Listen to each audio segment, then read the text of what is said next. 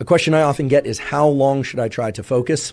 Well, the research literature point to the key importance of so-called ultradian cycles. You've all probably heard of circadian cycles or circadian biology. Circa, the day, circadian, is about 24-hour cycle. Well, our brain and body operate within that day, or within each and every day, I should say, with 90-minute ultradian cycles. So my suggestion would be, anytime you're going to sit down and try and focus, you're going to try and do a focused bout of physical exercise or skill learning or musical learning, or maybe you're even just having a conversation. Maybe you're a therapist or you're attending therapy or a class. How long should it be?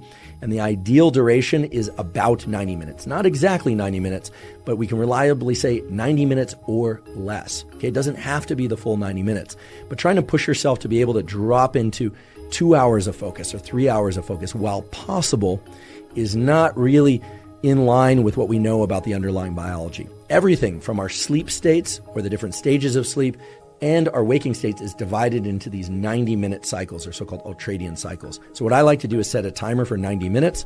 I acknowledge and accept the fact that under most conditions, unless I'm really pressed for a deadline and I'm optimally caffeinated, etc., the first 5 to 10 minutes of that 90 minutes are a transition time. It's like the warm-up for focus, but I do include it in that 90 minutes.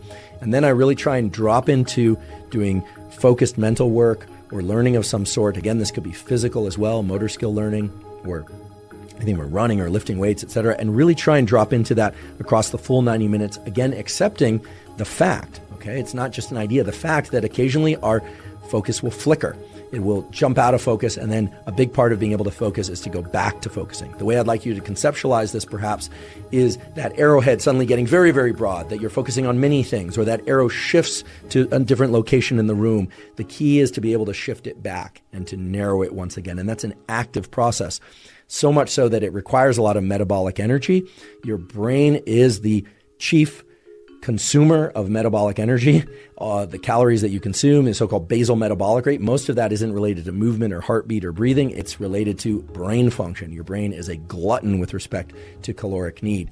So understand that at the end of 90 minutes, or maybe even after 45 minutes, you might feel rather tired or even exhausted. And it's very important that after a bout of focus, that you take at least 10 minutes, and ideally as long as 30 minutes, and go through what I call deliberate defocus. You really want to focus on somewhat menial tasks or things that really don't require a ton of your concentration.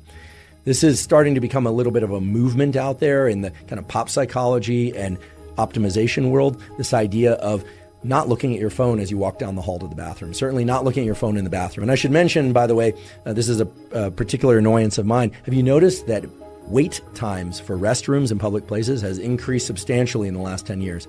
The reason for that is not digestive, okay? It's not the gut microbiome. I mean, it might be the gut microbiome, but chances are it's because people are on their phones in the bathroom. So you're doing yourself and everybody else a favor by staying off your phone in the restroom, staying off your phone while walking down the hall.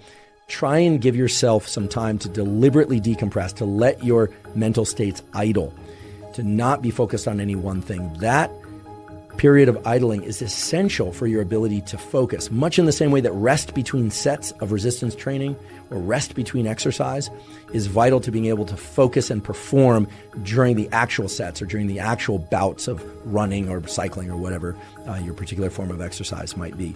So deliberate decompression is key. And I know this is hard because we're all being drawn in by the incredible rich array of sensory information available on our phones and other devices.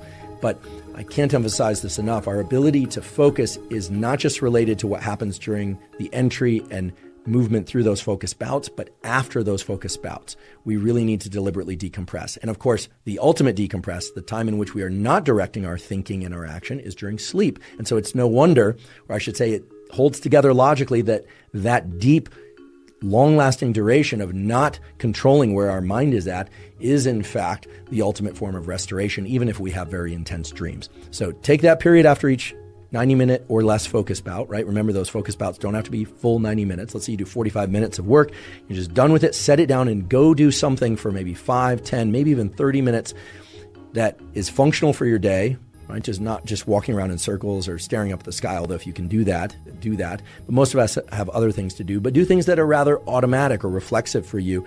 and try not to do any focused reading. Try not to bring your vision into a tight location, such as your phone, and try and deliberately decompress, because that will allow you to drop into intense bouts of focus again, repeatedly and repeatedly throughout the day.